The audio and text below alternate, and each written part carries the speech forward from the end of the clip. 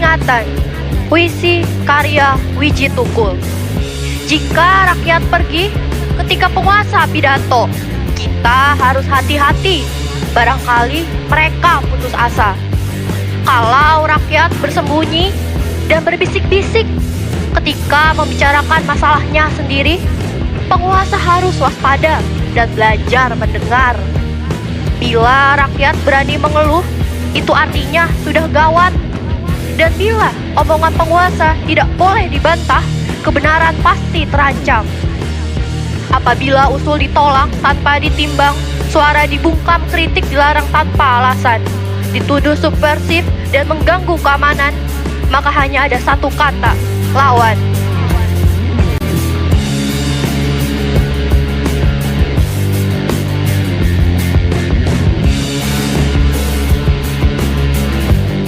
Assalamualaikum warahmatullahi wabarakatuh.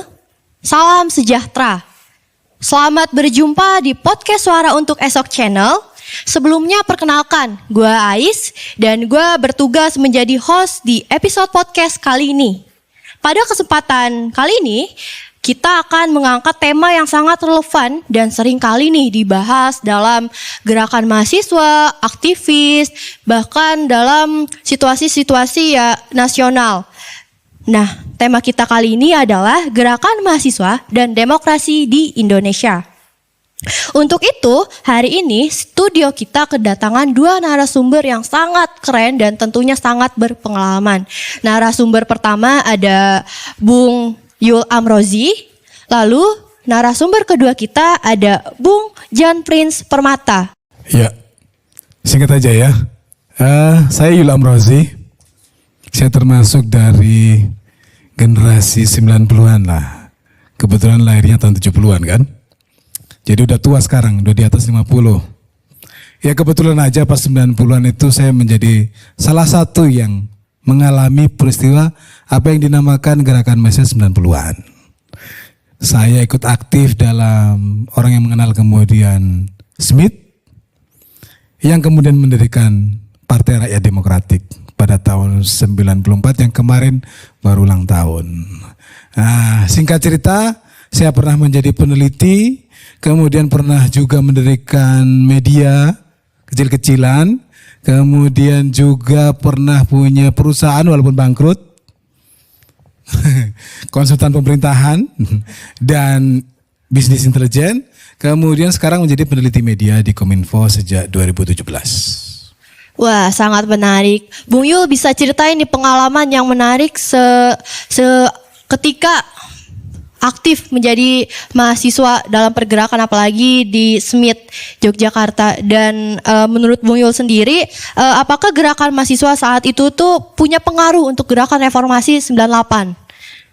Ya, ini pertanyaan $1,000 question itu namanya kalau bilang. Jadi sangat klise ya sebenarnya gerakan mahasiswa Indonesia dan demokrasi ini pilihan kata-kata yang menurutku harusnya itu jadi kosakata masa lalu nih. Kenapa?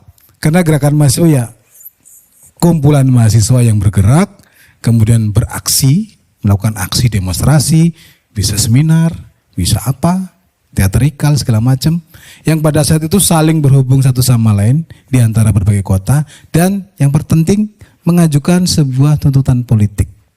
Itu menjadi sebuah gerakan. Itulah intinya gerakan mahasiswa 90-an. Yang kemudian oleh takdir sejarah berbuah menjadi sebuah reformasi yang dilakukan tidak oleh mahasiswa, tapi oleh hampir semua kelompok masyarakat pada waktu 98. Itu dulu. Terus bagaimana Bung Yul nih melihat perubahan gerakan mahasiswa dari Orde Baru sampai ke reformasi? Gimana Bung Yul melihat itu? Nah itu dia. Ini memang ini pertanyaan sejarah ya. Jadi kalau mau diceritakan sejarah, kalau dulu kita suka ke bagian materi bagaimana sih menjelaskan sejarah gerakan mahasiswa. Itu biasa menjadi materi standar bagi kawan-kawan mahasiswa. Terutama karena kita ingin punya pendukung. Karena pada waktu itu kami sebagai mahasiswa, kami sadar bahwa pada saat itu semua organisasi mahasiswa yang ada di universitas pada saat itu cenderung takut untuk berbeda dengan apa yang kebijakan pemerintah. Jadi kita melihat organisasi mahasiswa seperti Senat Mahasiswa pada saat itu tidak berani menyuarakan suara kritis. Padahal mahasiswa biasa bersuara kritis karena sudah umurnya memang umur segitu. Belajarnya juga belajar tentang kalau enggak sastra, politik, filsafat, kalaupun ilmu pengetahuan yang baru. Jadi kita ingin menjamin masa depan kita. Dan kita melihat dalam berita setiap hari kita melihat ada namanya pergerakan mahasiswa di Cina, ada pergerakan mahasiswa di Korea, ada pergerakan di Amerika Latin yang membuat kita terinspirasi juga. Karena kita juga punya orang tua dulu kan, rata-rata kita anaknya angkatan 66 nih. Salah satunya juga. Cerita-cerita tentang pergerakan 66 pada saat itu dengan tuntutan Tritura segala macam itu sudah hadir dalam kepala kita dari kecil. Sehingga begitu kita masuki umur 20-an, masuk kuliah, otomatis kemudian kita tersentuh untuk beraktivitas. Masalahnya pada saat itu pemerintahan Pak Harto itu yang punya riwayat panjang dengan normalisasi kehidupan kampus, itu situasi politiknya tidak seperti sekarang. Situasi politiknya itu cenderung kalau ada suara-suara kritis, kemudian dibungkam. Cara pembungkamannya entah itu ditangkap, entah itu ditakut-takutin, dan sebagainya. Intinya begitu. Oke, sangat menarik sekali jawabannya Bung Yul. Sekarang kita ke Bung Jan dulu, satu narasumber kita yang gak kalah kerennya. Boleh ya Bung Jan perkenalkan diri dulu? Ya, terima kasih Mbak Ais. Bang Jul, izin Bang Jul, saya ikut nih. Kalau dalam ini ya, gerakan ini saya ini anak bawang lah dibanding Bang Jul ini. Jadi ya, tapi ya terima kasih pada ini ya Mbak Ais dan teman-teman podcast Suara Untuk Esok ya menghadirkan saya di sini. Ya saya perkenalkan, nama saya Jan Prince Permata. Saya ikutan demo tahun 97 98 ya Bang. Kemudian saya juga angkatan 70-an tapi 70 akhir. Kalau tadi Bang Jul 72, saya lahir 79. Saya sekolah di Bogor di PB masuk 96. Jadi situasi kalau Bang Jul tadi kan 94 sudah memimpin Smith ya. Jadi saya kuliah itu memang sudah situasi ramai. Jadi ketika saya masuk, jadi saya itu masuk IPB itu persis ketika terjadi peristiwa 27 Juli Bang Jul 96 ya, pengumuman UMPTN. Jadi 27 Juli 96 itu peristiwa kuda tuli. Di situ diumumkan ujian masuk perguruan tinggi negeri dan saya masuk IPB. Nah, saya masuk IPB, kemudian saya berangkat ke Bogor. Di Bogor mulai itu terjadi diskusi panjang ya, karena itu eranya ketika waktu itu kalau tidak ikut demo nggak keren buat mahasiswa angkatan saya Bang Jul. Jadi saya ikutan, kebetulan di Bogor kita membentuk namanya Gerakan Mahasiswa IPB. Ikutlah di Gerakan 98. Kira-kira begitu. Jadi bukan tokoh mahasiswa, ikut-ikutan demo Bang Jul, tapi akhirnya kecebur sampai sekarang. Jadi kemudian saya bergabung dengan Gerakan Mahasiswa Nasional Indonesia Gemini kebetulan ya bisa juga menjadi salah satu ketua pimpinan nasional Gemini tahun 2002-2005 ya. Nah, kemudian saya bekerja karena kerjanya demo pas mahasiswa ya kan. Kuliahnya telat ya akhirnya jadi wartawan. Saya 14 tahun jadi wartawan.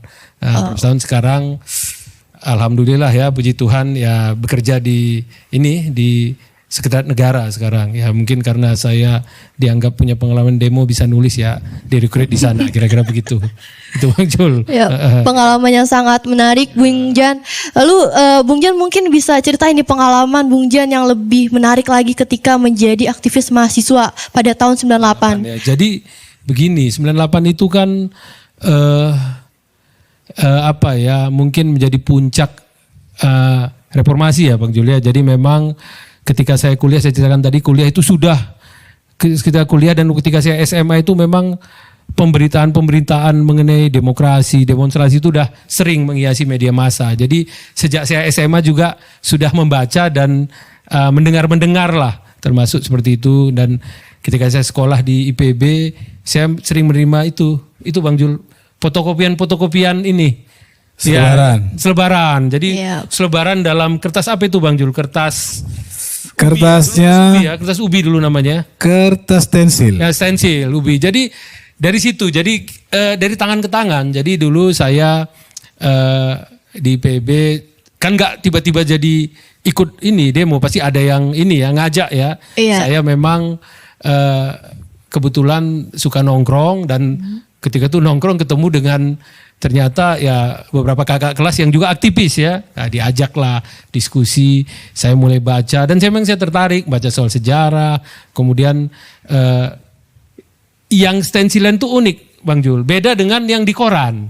Nah, pemberitaan di media-media dengan yang stensil itu berbeda. Jadi kita juga sudah sering mendengar nih soal ketidakadilan, soal ini dan dapat stensilan. Dan itu membuat saya tertarik memang. Tertarik kemudian diajak, kemudian ya mulailah saya ketemu dengan buruh petani ya.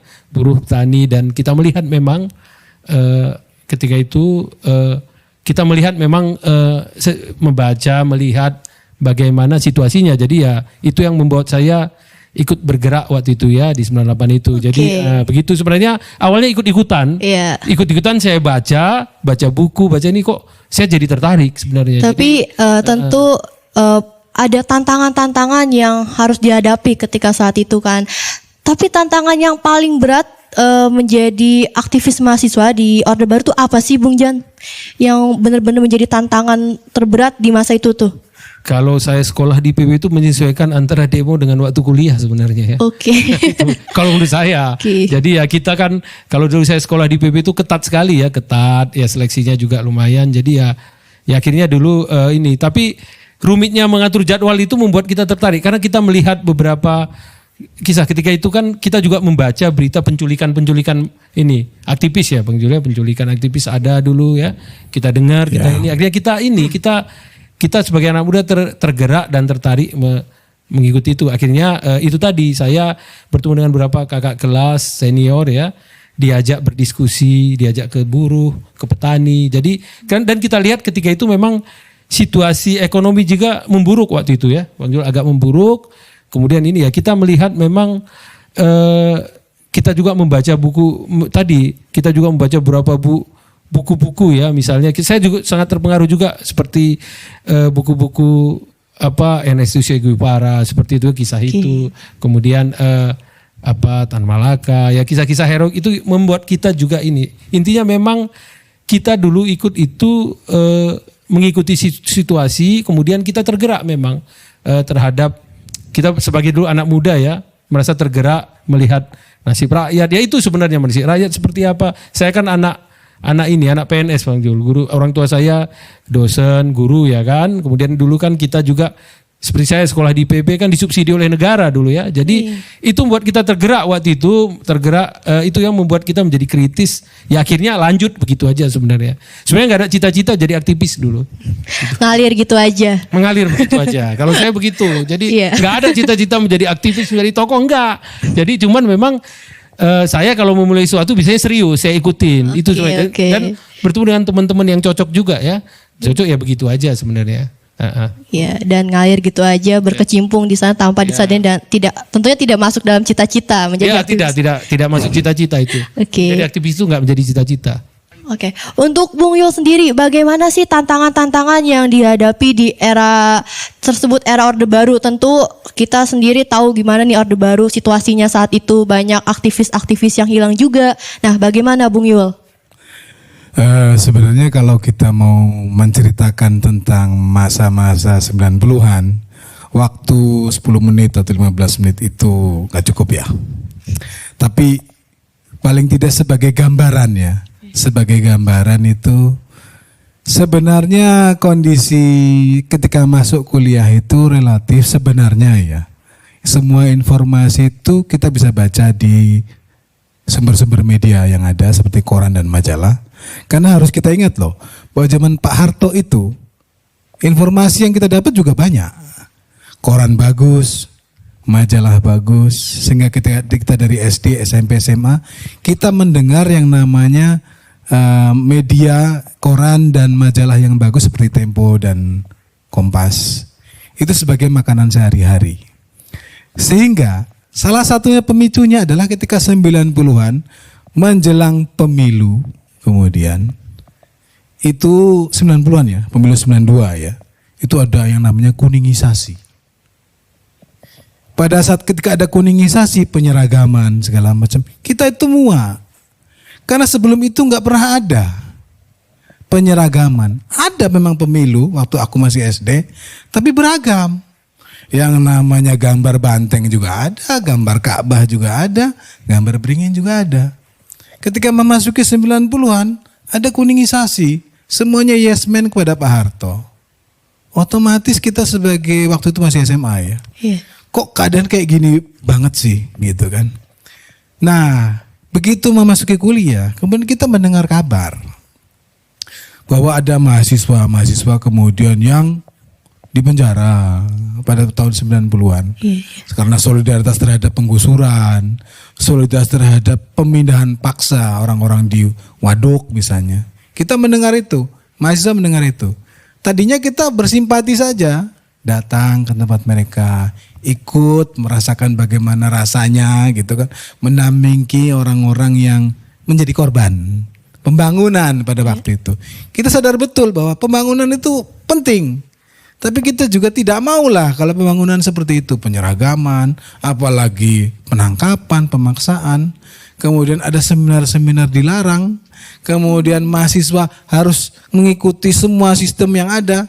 Kita waktu itu nggak boleh bikin organisasi selain Senat. Oke. Kita pengen alternatif yang lain nggak boleh. Gitu. Baik, banyak pelarangan yang terjadi di masa itu. Sehingga kemudian membuat kita itu, waduh, gimana ya? Nah, kemudian terbentuklah berbagai macam pola yang sebenarnya sudah dirintis sejak tahun 80-an. 80-an itu marak dengan namanya kelompok studi. Kita belajar tentang ilmu-ilmu sosial kritis, belajar tentang teori pembangunan, belajar tentang bagaimana teori-teori kenegaraan, kemudian berdebat satu sama lain. Dan kita kemudian berlomba-lomba menulis pada saat itu. Menulis di media yang bagus, meneliti di jurnal-jurnal sosial politik yang bagus, dan itu menjadi satu capaian yang keren. Kemudian memasuki masa 80-an akhir, yang tadinya dari kelompok studi ini kemudian mulai turun ke jalan, mendampingi rakyat yang digusur, advokasi itu ya, segala macam. Kemudian juga ketika kita bersinggungan dengan pergerakan internasional untuk demokrasi, dari tumbuhnya LSM kritis, mulai dari bantuan hukum, kepedulian terhadap lingkungan, pendirian non government organization, NGO segala macam yang mendukung partisipasi rakyat, kita kemudian mengenal namanya ide-ide kemajuan. Oke, jadi diawali dari mahasiswa ini merasa simpati kepada masyarakat yang tidak mendapatkan hak yang semestinya, dan akhirnya berempati serta ikut turun ke jalan advokasi dan bergerak, dan akhirnya itu dirawat terus gerakan-gerakan itu. Ya nggak terus menerus kan, itu kalau gerakan itu ada dinamikanya. Kelompok studi misalnya dalam berapa tahun ketika semuanya mampu kemudian punya kemampuan berpikir yang bagus, ada yang males untuk aksi, ada yang udahlah kita jadi staf menteri aja, ada segala macam. Ada yang lain janganlah, kita harus tunjukkan kalau kita bisa langsung bertemu dengan yang menjadi korban pembangunan. Makanya naik turun tuh pergerakan mahasiswa. Sampai akhirnya begitu tahun 89, 90 pernah terjadi penyatuan tingkat nasional. Berkumpul dari berbagai kota di Yogyakarta waktu itu. Kemudian cikal bakal pergerakan mahasiswa 90-an ini mengalami perpecahan. Nah ketika perpecahan kemudian cikal bakal perpecahan inilah yang kemudian nantinya membentuk organisasi-organisasi mahasiswa tahun 90-an. Oke. Jadi banyak dinamika yang terjadi juga pada saat itu.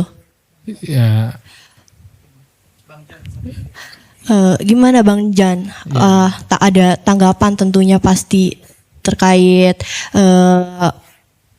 pandangan dan pernyataan dari Bung Yul. Saya kira saya menambahkan aja. Jadi betul, saya kira saya kan termasuk generasi setelah Bang Yul ini ya. Jadi dia sekolah di UGM 92 ya Bang ya? 92. Saya kan di UGM 96, jadi 4 tahun. Jadi saya kira betul, jadi gerakan 98 itu tidak serta-merta lahir ya.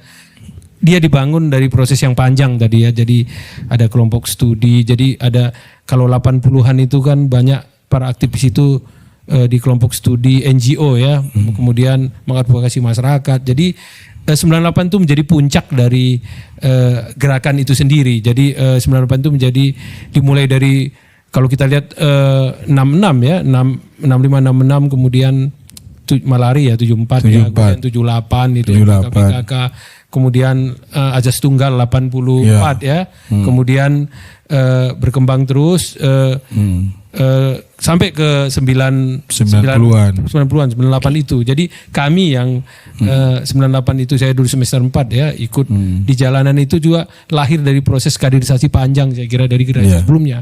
Saya mendapat transfer dari kakak kelas bacaan ya. Dan memang ada ketika pengalaman saya ini Bang Jul, saya melihat ada sesuatu yang heroik ketika itu ya. Jadi kita merasa punya tanggung jawab sebagai mahasiswa. Dulu saya sekolah di BP itu usia saya 17 tahun.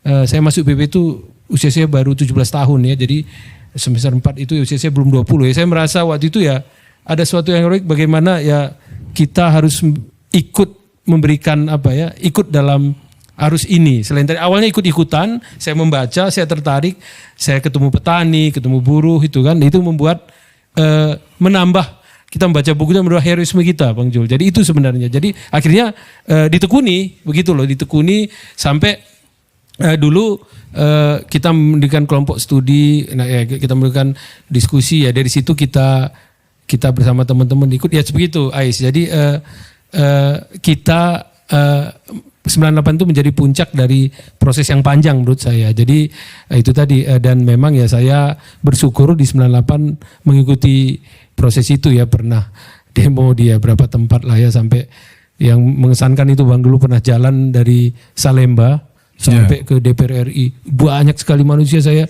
luar biasa waktu itu tumpah jalan, wah luar biasa. Tapi ya memang itu menurut saya pengalaman yang apa ya berharga menurut saya, itu yang saya dapatkan seperti itu. Oke.